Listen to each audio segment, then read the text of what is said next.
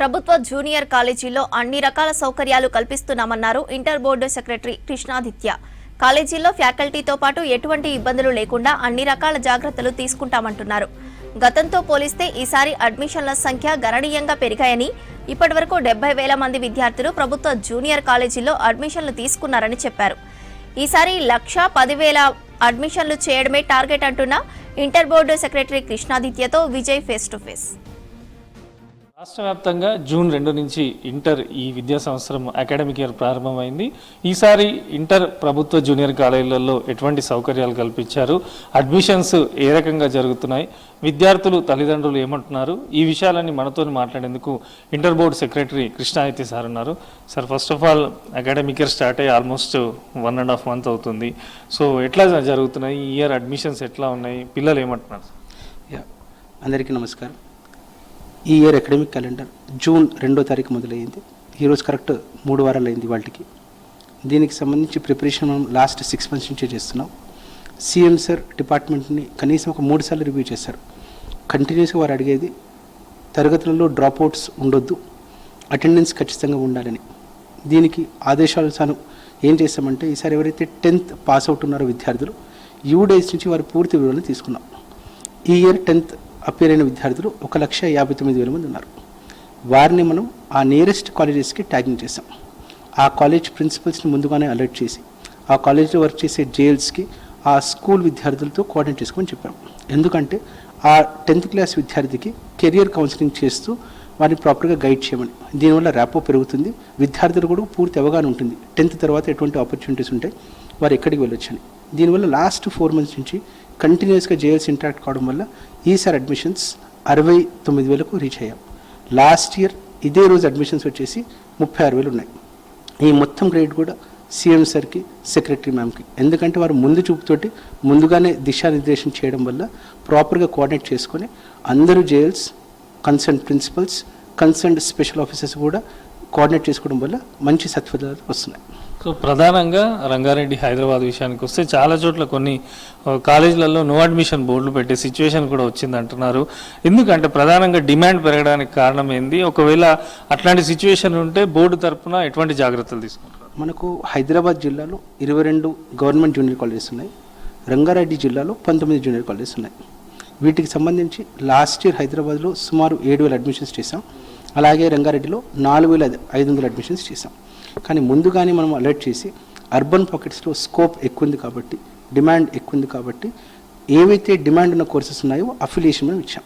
For example ఫలక్నుమాలో విద్యార్థుల request మేరకు CEC, MEC demand చేశారు కాబట్టి అక్కడ ఎక్స్ట్రా కోర్సెస్ కూడా మనం శాంక్షన్ చేస్తాం. కోర్స్ మాత్రమే కాదు, ఏవైతే అడిషనల్ ఫ్యాకల్టీ కావాలో అది కూడా అందుబాటులోకి తీసుకొస్తున్నాం. దీనివల్ల గవర్నమెంట్ కాలేజ్ మీద నమ్మకం పెరిగింది, అవగాహన పెరిగింది. దీనివల్ల తల్లిదండ్రులు కూడా ఒక మంచి ఉద్దేశంతో గవర్నమెంట్ కాలేజీలో చేసినట్టయితే వారికి అన్ని సదుపాయాలు కూడా ఫ్రీ ఉంటున్న ఉద్దేశంతో ఎక్కువ మందిని గవర్నమెంట్ కాలేజ్కి పంపిస్తున్నారు. ఆల్రెడీ టెక్స్ట్ బుక్స్ కూడా అన్ని కాలేజెస్కి డిస్ట్రిబ్యూషన్ చేసేసాం.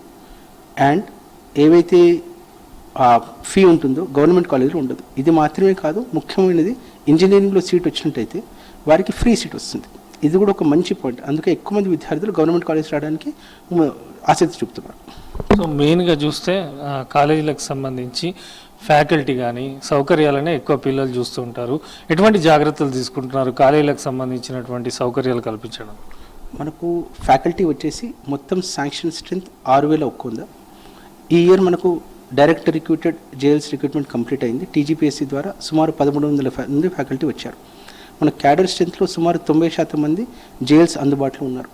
ఏవైతే వేకెన్సీస్ ఉన్నాయో ప్రతి సంవత్సరం గవర్నమెంట్ గెస్ట్ ఫ్యాకల్టీని ఇస్తుంది.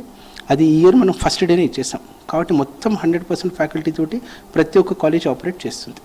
ఇది మాత్రమే కాకుండా ఏవైతే కొత్త కాలేజెస్ మనం శాంక్షన్ చేసుకున్నామో సుమారు 10 కాలేజెస్ శాంక్షన్ అయ్యాయి లాస్ట్ 1 yearలో. వీటికి కూడా సుమారు 10 నుంచి 11 మంది ఫ్యాకల్టీని మనం డే 1 డిప్యూట్ చేసాం. దీనివల్ల ప్రతి కళాశాలలో కూడా అడ్మిషన్ సంఖ్య పెరుగుతూ వస్తుంది. ఇది మాత్రమే కాకుండా గవర్నమెంట్ ఏవైతే మౌలిక సదుపాయాలు ఉన్నాయో దాని మీద కూడా దృష్టి సారించింది. దీనికి సంబంధించిన ప్రపోజల్స్ అన్నీ కూడా అప్రూవల్ అయిపోయాయి. వీటన్నిటిని కూడా మేము ముందుగానే కలెక్టర్స్ ఆధ్వర్యంలో గ్రౌండింగ్ చేస్తాం. సో మెయిన్గా ప్రైవేట్ కాలేజీలు కానీ కార్పొరేట్ కాలేజీకి సంబంధించి ఇంకా అఫిలియేషన్ పూర్తి కాకముందే కొన్ని కాలేజీలు అడ్మిషన్లు తీసుకుంటున్నట్టు ఇటు విద్యార్థి సంఘాలు అందరూ చెప్తున్నారు. సో అఫిలియేషన్ విషయంలో ఎట్లా ముందుకు వెళ్తున్నారు కాలేజీలకు అఫిలియేషన్ సంబంధించి? ఎందుకంటే లేకున్న అడ్మిషన్లు తీసుకొని ఎగ్జామ్స్ టైం వరకు పిల్లల్ని ఇబ్బంది పెట్టే పరిస్థితి రాష్ట్రంలో గత కొన్ని సంవత్సరాలుగా చూస్తున్నాం. సో ఈసారి ఎట్లా ఉంది? సుమారు మనకు ప్రతి ఇయర్ ఈ అఫిలియేషన్ ప్రక్రియ ఉంటుంది. మొత్తం 3300 కాలేజెస్ ఈ ఇయర్ అఫిలియేషన్ కోసం అప్లై చేసుకున్నాయి. ఈ 3300 కళాశాలలో సుమారు 2650 కళాశాలకు అఫిలియేషన్ చేశాం. బ్యాలెన్స్ ఏవైతే కళాశాలలు ఉన్నాయో దాంట్లో ప్రైవేట్ అన్ఎయిడెడ్ కేటగిరీలో సుమారు 400 కళాశాలలు, గవర్నమెంట్ సెక్టర్ కళాశాలలో సుమారు 270 కాలేజెస్ ఉన్నాయి. ఈ ప్రక్రియ ఏదైతే ఉందో నెక్స్ట్ 2 or 3 డేస్లో కంప్లీట్ చేసేస్తూ ఈ వీకెండ్కి ఈ ప్రాసెస్ క్లోజ్ చేస్తాం.